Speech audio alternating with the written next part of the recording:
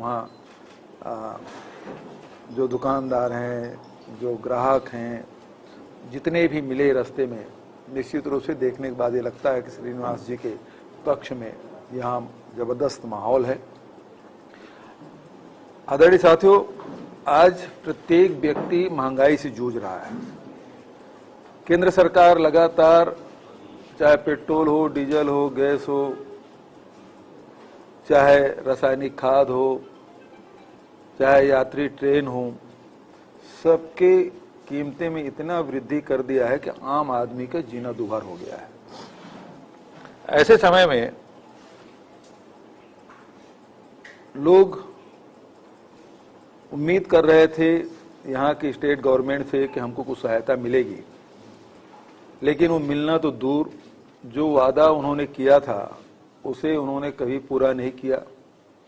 चाहे ST/SC को 3 एकड़ जमीन देने की बात हो, चाहे वो पुड्डू खेती जो करते हैं उनको जमीन देने की बात हो, चाहे बेरोजगारी भत्ता देने की बात हो, चाहे किसानों को ऋण माफी करने की बात हो, ये सारी बातें उन्होंने कही थी और उन्होंने सब बातों पे यू टर्न लिया।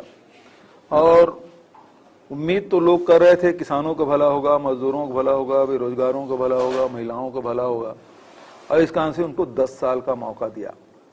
लेकिन उन्होंने अपने घर भरने के अलावा दूसरा कोई काम नहीं किया।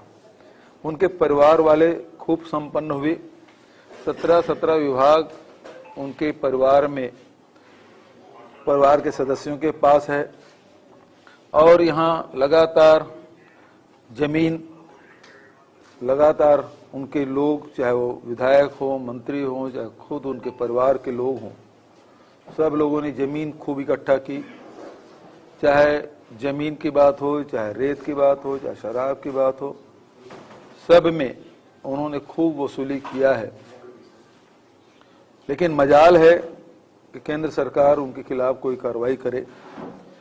दोनों के एक ही उद्देश्य है, कांग्रेस को रोकना, और कांग्रेस को रोकने के लिए लगातार, चाहे BRS की बात हो, चाहे BJP की बात हो, दोनों एक दूसरे के मदद कर रहे हैं, और कोशिश यही है कि वोट का विभाजन हो और फिर से BRS सत्ता में आए। लेकिन तेलंगाना की जनता बहुत ही जागरूक जनता है, और एक बार धोखा खाए, दूसरे बार भी उनको मौका दिया, लेकिन बार बार धोखा वो नहीं खाएंगे।